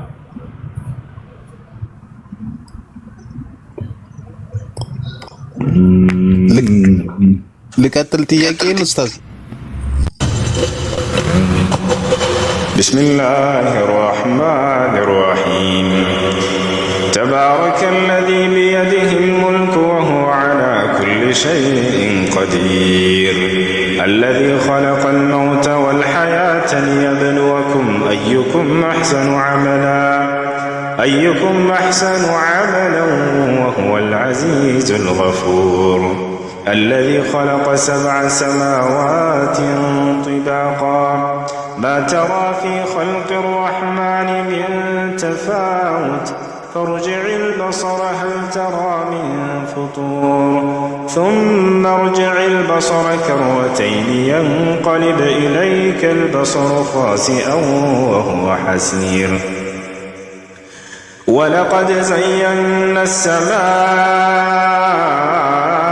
الدنيا بمصابيح وجعلناها رجوما للشياطين وأعتدنا لهم عذاب السعير وللذين كفروا بربهم عذاب جهنم وبئس المصير إذا ألقوا فيها سمعوا لها شيقا وهي تفور تكاد تميز من الغيظ كلما ألقي فيها فوج سألهم خزنتها ألم يأتكم نذير قالوا بلى قد جاءنا نذير فكذبنا وقلنا ما نزل الله من شيء إن أنتم إلا في ضلال كبير وقالوا لو كنا نسمع أو نعقل ما كنا في أصحاب السعير فاعترفوا بذنبهم فسحقا لأصحاب السعير إن الذين يخشون ربهم بالغيب لهم مغفرة وأجر كبير وأسروا قولكم أو اجهروا به إنه عليم بذات الصدور ألا يعلم من خلق وهو اللطيف الخبير هو الذي جعل لكم الأرض ذلولا فامشوا في مناكبها وكلوا من رزقه وإليه النشور أأمنتم من في السماء أن يخسف بكم الأرض فإذا هي تمور أم أمنتم من في السماء أن يرسل عليكم حاصبا فستعلمون كيف نذير ولقد كذب الذين من قبلهم فكيف كان نكير أولم يروا إلى الطير فوقهم صافات ويقبض ما يمسكهن إلا الرحمن إنه بكل شيء بصير أمن هذا الذي هو جند لكم ينصركم من دون الرحمن إن الكافرون إلا في غرور أمن هذا الذي يرزقكم إن أمسك رزقه بل لجوا في عتو ونفور أفمن يمشي مكبا على وجهه أهدى أمن يمشي سويا على صراط مستقيم قل هو الذي أنشأكم وجعل لكم السمع والأبصار والأفئدة قليلا ما تشكرون قل هو الذي ذرأكم في الأرض وإليه تحشرون ويقولون متى هذا الوعد إن كنتم صادقين قل إنما العلم عند الله وإنما أنا نذير مبين فلما رأوه زلفة سيئت وجوه الذين كفروا وقيل هذا الذي كنتم به تدعون قل أرأيتم إن أهلكني الله ومن معي أو رحمنا فمن يجير الكافرين من عذاب أليم قل هو الرحمن آمنا به وعليه توكلنا فستعلمون من هو في ضلال مبين قل أرأيتم إن أصبح ماؤكم غورا فمن يأتيكم بماء معين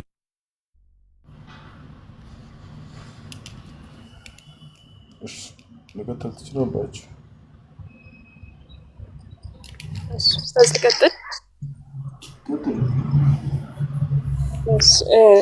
أفضل صوم የተባለውን የነብዩላህ ዳውድን ጾም የሚጾም ሰው አሁን አረፋ አሹራ ምናምን በሚያጋጥመው ጊዜ የትኛውን መጾሙ ነው በላጩ? ሁለቱንም በአንድ ንያ ይጾማል። ሁለቱንም እንዳያገኛል ማለት አሁን በማይጾምበት ቀን ላይ የአሹራ ጾም ቢገጥመው ይጾም የአሹራ ቀን በዚያ ቀን ይጾማል። ነብያችን ሰለላሁ ዐለይሂ ወሰለም ስለ አሹራ ቀን ጾም ተናግረዋል። አሹራ ቀን صيام يوم عاشوراء يكفر السنة الماضية የአሹራን ቀን መጾም ያለፈን የአንድ ዓመት ወንጀል ያስፈራል አሉ። የአሹራ ቀን ጾም የምንጾመው አንደኛ የነብያችን ሰለላሁ ዐለይሂ ወሰለም ሱና ስለሆነ ነው። ሁለተኛ የአሹራ ቀን ጾም ማለት አሁን ዛሬ ቀን 3 ነው አይደለ? የሙሐረም ወር 10ኛው ቀን ማለት ነው። ሁለተኛው ምክንያት ምንድነው? إنه يوم نجى الله فيه موسى ومن معه من ظلم فرعون النبي صلى الله عليه وسلم ሲናገሩ ይህ ቀን አላህ ሙሳንና ህዝቦቹን ከፍርዓውን ግፍና በደል ነፃ ያወጣበት ፊርዓውንን ያሰመጠበት ሙሳን እና እስራኤላውያኖችን ነጃ ያወጣበት ቀን ነው ብለው ነብዩ ሰለላሁ ዐለይሂ ወሰለም ተናግረው ነው።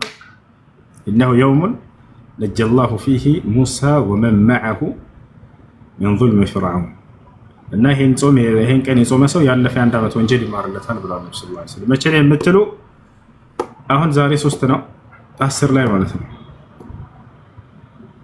ዛሬ ማን ነው ቀኑ? ቅዳሜ አይደለ? ቀጣይ ቅዳሜ ማለት ነው። ቀጣይ ቅዳሜ ያ ላይ መሰረታዊ እውቀት እንዲኖረን የሚያደርገን በሁሉም ፈኖች ማለት ነው። መሰረታዊ የሚባሉ ኪታቦችን ተርቲብ ብትነግረን። መሰረታዊ እውቀት እንዲሰጣችሁ የምትፈልጉ ካላችሁ ቁርአን የእውቀቶች ሁሉ መሰረት ነው። ተፍሲር በደንብ አድርጋችሁ ቅሩ። ሁሌ ባስተነተናችሁት ቁጥር ሌላ ገራሚ ግንዛቤዎችን የምታገኙበት አላህ ሱብሓነሁ ወተዓላ ይቀር። وكلما تدبره الإنسان يعني يجد منه فهما جديدا من كتاب الله سبحانه وتعالى. عندك على القرآن أن حديث مسارته ناتشو كذا بمقتل يعقد كتابه تشنكر يا منهج كتابه تشنكر يا يعقد كتابه لا تقرأ تدركوا بتري بزيجي لا يفقه كتابه تشن من ده كرو ماشي.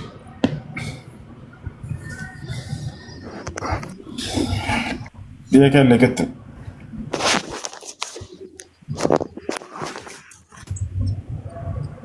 يا سلام. السلام عليكم. وعليكم السلام ورحمة الله وبركاته.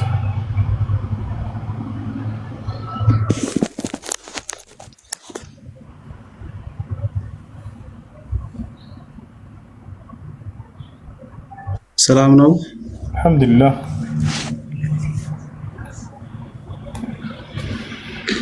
ጥያቄ ነበረኝ እሱ። እሺ። ያው ጥያቄው ባለቤቴ ነች። ያው ባለቤቴ የተጋባ ነው፣ ያው በስደት ነው። ማለት ቀጥርና እስቲ ተቃጠራለች ብሎ መጣ።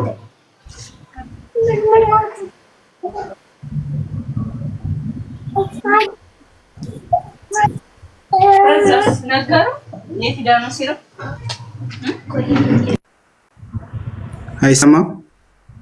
እሺ ይሰማል። የሚረብሽ ድምፅ ስለነበረ ካጠገብ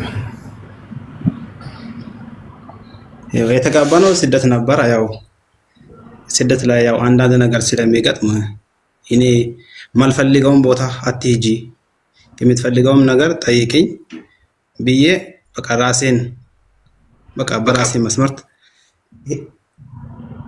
ይሄንን እኔ ማልፈቅደውን ቦታ ከሄሽ ንካዎሽን ወረደ ብዬ በቃ በራሴ መስመርት ወጣሽ ግቢ አልኳት።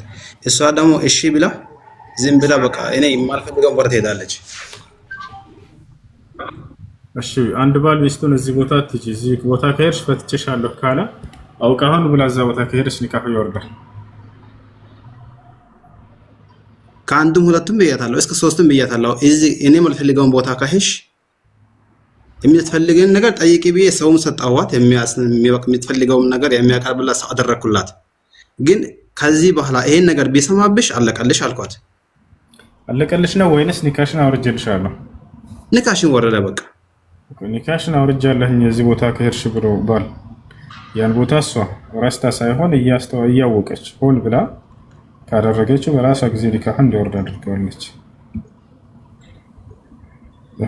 እሷ አሁን እኔን የሚጠይቀኝው ነገር የለም ማለት ነው በቃ።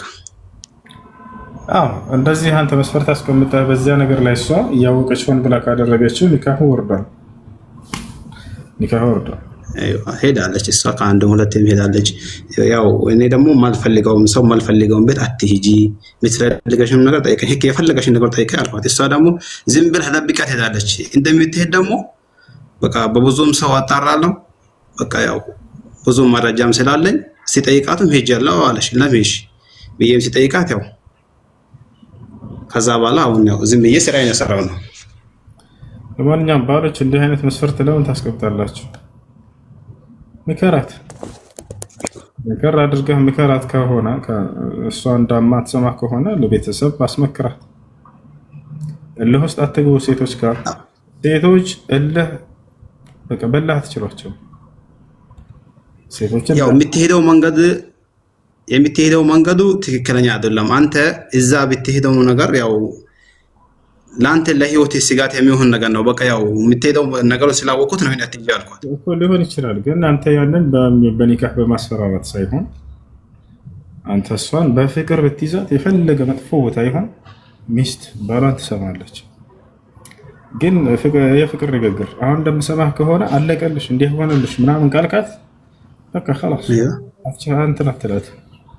ሴት ልጅን መያዝ የምትችሉት በፍቅር ብቻ ነው። ወላሂ ደግሞ ምይ የምነግርህ አንተ ረጋ ቁጭ አድርገህ በስነ ስርዓት በፍቅር ውድ ይሄ እኮ አንቺ ጥሩ አይደለም ብትነግራት በፍቅር እሺ ብላ ትሰማህ ነበር። እሺ ብላ ትሰማህ ነበር። ነግሬያታለሁ፣ ብዙ ጊዜ ነግሬያታለሁ።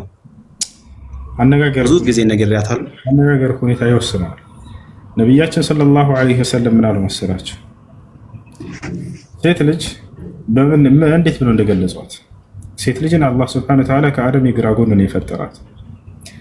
የተፈጠረችበትን ከገለጹ በኋላ ነገር ግን ያንን ስህተት ብትሳሳት እንዴት ማስተካከል እንዳለበት ሲናገሩ በእልህ ሳይሆን በፍቅር እንደሆነ ሲናገሩ ያንን አጥንት ግን ሰብረዋለሁ ማነው ቀጥ አድርገዋለሁ ብለህ እንዳትሞክር አሉ። ከአደም የግራ ጎን እንደተፈጠረች ከገለጹ በኋላ ያንን በስነ እንዳለ ሆኖ ማስተካከል ካለብህ በስነ ስርዓት በፍቅር ረጋ ብለህ ረፍቀን بالقوارير ብለው ገለጿት። በሌላ ቦታ ላይ ልክ እንደ ተሰባሪ ዕቃ ነች ሴት ልጅ ተንከባከበህ የምትይዘው የለም። ልክ መኪና ላይ ብትወጣ ለምሳሌ ተሰባሪ የሆነ ብርሌ ያለ ረፍቀን بالقوارير قوارير ማለት ብርሌ ማለት ነው። እኛ አካባቢ ብርሌ ይባላል። በጣም ስስ የሆነና በጣም እንክብካቤ የሚፈልግ ተሰባሪ የሆነ ዕቃ ነው። በዚያ ልክ ነው የገለጿት እና ስለ ያንን ስትይዝ ጊዜ አንተ ከሌላ ጋር ላቀላቅልብህ ቢልህ ያንን ዕቃ አይሆንም ተሰባሪ ነውና እኔ ራሴ ነኝ የሚይዘው ትላለህ። ሰው ራሱ ጠጋ እንዲለው አትፈልግም፣ ይሰበራልና። ስለዚህ ያንን ይዘህ በፍቅር ነው መሆን ያለበት እንጂ በእልህ ውስጥ በመገባባት አልነበረም። ሌላ መንገዶችም አሉ። ከዚያ አልስተካከልም ካለችኝስ መክሪያት እያልክ ነው ደግሞ በስነ ስርዓት አናግራት። እምቢ ካለች ማክሮፍ የሚባል ነገር አለ። እዛው አልጋ ቦታ ላይ ውጭ ላይ ሳይሆን ልክ ስተኛ ጊዜ ጀርባህን ስታተኛለህ የዛኔ መታቀፍ ልትወድ ትችላለህ። ሴት ልጅ ባህሪዋ ራቅ ብሏት እንዲተኛ አትፈልግም ባሏ። የዛኔ በቃ ስላስቀየምኩት ነው ብላ ራሷን ወደ መገሰጽ ትሄዳለች። ታለርና እና ስለዚህ በዚህ መንገዶች ብዙ መንገዶች ተቀምጠው እያሉ እንዲህ ካደረግሽ እኔ አልለቅሽም ከሆነ በለህ ፍርስርስ ነው የሚለው ቤት እኛ የምንኖረው አሁን ስደት ላይ አብዛኛው ጊዜ ያው ታውቃለህ፣ ያው ስደት ላይ ሆነ ያው አስመክሬ ምንም በቃ ብዙ ያልታገልኩት የለም በዛ ጉዳይ በቃ። ለማንኛውም አሁን ኒካህ ወርዷል። ማሰላም አብሏል። خلاص جزاك الله خير ايش يلا السلام عليكم استاذ وعليكم السلام በካዲያን ሀገር እየኖርን ኢባዳ ለመፈጸም እስካልከለከሉን ድረስ ሂጅራ ዋጅብ ይሆናል ወይ? እሺ በዛች ሀገር ላይ ተወልደህና እየኖርክ ከሆነ በዲንህ ላይ አዛ ካደረጉህ የዛኔ ሂጅራ ታደርጋለህ። ያ ነው። ነገር ግን ወደዛች ሀገር ላይ የሚሄድ ሰው ሂጅራ ለሚያደርግ ዝም ብሎ የተወለደው የሙስሊም ሀገር ነው፣ በሰላም እየኖረ ነው፣ ዒባዳውን እየሰራ ወደዛ ለመሄድ የሚያስፈልገው ደግሞ እዚህ ሀገር ላይ እንጂ ሌላ ቦታ ሊገኝ የማይችል የእውቀት ዘርፍ ካለ ለምሳሌ ወይንም ስራ ካለበት በዚያ ምክንያት ይሄዳል። የመኖሪያ ሀገሩ አድርጎ ሊይዝ ከሆነ ግን አይሆንም። እዚያው በሀገሩ ላይ አላህ ሱብሓነሁ ወተዓላ እየተገዛ ይኖራል። እሺ ሁለተኛው ያው መልእክት ነው ያለኝ፣ ምናልባት ስላልደረሰኝ ሊሆን ይችላል። ስለ ወረቃ ኢብኑ ነውፈል ቪዲዮ ብትሰራልን የሚል መልእክት ነው ያለኝ ኡስታዝ። እና ሁለተኛ ነገር የሙስሊሞች ቤት ቢዘጋ በዚሁ አጋጣሚ የኛ የሙስሊሞች ድክመት ነው፣ በደንብ እንስራ የሚል መልእክት አለኝ። መርሐባ ወረቃ ኢብኑ ነውፈል ወረቃ ነብይ ሰለላሁ ዐለይሂ ወሰለም ባየ ጊዜ አልቅሱ ተደንቆ የነብዩ ሰለላሁ ዐለይሂ ወሰለም ነብይነት መስክሮ አምኖ የሞተ ሰው ነው። ቲም ወረቃዎች እሺ። ለማንኛውም ወረቃ የመካ ሰው ነው። በነቢያችን ሰለላሁ ዐለይሂ ወሰለም ጊዜ የነበረ ሰው ነው። ነቢያችን ሰለላሁ ዐለይሂ ወሰለም በሒራ ዋሻ ውስጥ የሆነውን በሰማ ጊዜ በተነገረው ጊዜ ሰውየው በጣም ደነገጠ። ይህ ለነቢያት ሲመጣ የነበረ መልአኩ ጅብሪል ራሱ ነው የመጣው ብሎ መሰከረ። ከዚያ በኋላ የሚሆነውንም ነገራቸው። ወሰዩኽሪጁከ ቀውሙከ ያ ሙሐመድ አላቸው። ህዝቦችህም ያሳድዱሃል ተብሎ ተጽፏል እንዲሁ አላቸው። ነቢ ሰለላሁ ዐለይሂ ወሰለም አወ ሙኽሪጅየሁም አሉ። እኔን ያሳዱኛል ህዝቦች አሉ። የሚያውቁት ጉዳይ የለም ወደፊት ስለሚሆነው እርሳቸው ግን እርሱ በትንቢት አንብቦ ነበረ። አዎ ህዝቦችህ ያሳድዱሃል ተብሏል ብሎ ነገራቸው። ያ ለይተኒ ኩንቱ ፊሃ ጀዝዐን ለአንሱረነከ ነስረን ሙዐዘረን አላቸው። ምን ነው የዛኔ እኔ ወጣት ሁኜ ከጎንህ በቆምኩኝና በረዳሁ ባጠነከርኩህ ባገዝኩህ ነበር አላቸው። ይህ ሰው በቃ የመጀመሪያም የመጨረሻዋም ግንኙነታቸው ብቻ ነች። ከዚህ በኋላ ሳይገናኙ ሞተ ሰውየው፣ አለቀ።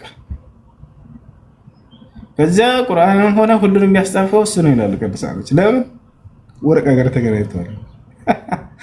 የዛኔ ሲጀመር ነቢ ሰለላሁ ዐለይሂ ወሰለም የወረደላቸው አንድ ሱራ ነበር። ያንንም እርሱ ጋር ሳይገናኙ በፊት ነው የወረደው። ኢቅራን ወረደላቸው። ከዚያ ወደ ወረቃ ጋር ተገናኙ። ከዚያስ ወደ ሞተ ሰውየው ምንም ሳይቆይ ሌላው ስራው እንዳለ ሲወርድስ የለም ወፍ ሰውየው ሞቷል። አይሻው አይደለ? ስለዚህ እሱ እንጂልን ወንጌልን ሲያነብ ነበርና ስለዚህ ከሱ ነው ተምረው ምናምን የጻፉት ይሏቸው። ማስረጃቸው ምንድነው? ተገናኝተው ነበር። መቼ ነው የተገናኙት? አንዴ። ምን አወሩ? ያወሩት ሐዲስ ላይ ሁሉ ተጽፏል። ምንም ስለ ወንጌል ራሱ ያወሩት ነገር የለም። ገብቷቸዋል። ያወራት ውስን 2 መስመር 3 መስመር ነው የምትሆነው ያወራት። ወዳው ሲያቸው ጊዜ ምናለ በቃ ምን ነው የዛኔ ወጣት ሆኜ ባገኘሁና ከጎንህ በረዳሁ ነበር፣ ህዝቦችህም ወደፊት ያሳድዱሃል ተብሎ ተጽፏል አለ። የሚገርማቸው እስካሁን ድረስ አለ። ትንቢተ ኢሳይያስ ላይ አለ። ወህዩን ሚን ጂሃቲ ቢላዲል አረብ ይላል። ስለ አረብ ሀገር የተነገረ ትንቢት ይላል። አረብ ሀገር ትንቢት እንደሚመጣ ታውቃላችሁ? መጽሐፍ ቅዱስ ላይ አለ። ያ የሚመጣለትን አካል ወደፊት ህዝቦቹ እንደሚያሳዱት ተገልጿል እዚያው ላይ እንደሚሳደድ፣ ከዚያ በኋላ ተመልሶ እንደገና ድል እንደሚያደርግና እንደሚያሸልፋቸው ተገልጿል። ልክ ነቢ ሰለላሁ ዐለይሂ ወሰለም ከአረብ ሀገር ከዚያው ተነሱ፣ አሳደዷቸው። ህዝቦቻቸው ተመልሰው እነዛን ህዝቦቻቸውን ድል አደረጉ፣ አሸነፏቸው። እንደዛው እንደተጻፈው ማለት ነው። ከ10,000 ቅዱሳን ጋር ይላል። የሚገርማቸው የዕብራይስጡ ላይ ስትሄዱ ጊዜ ከአማርኛ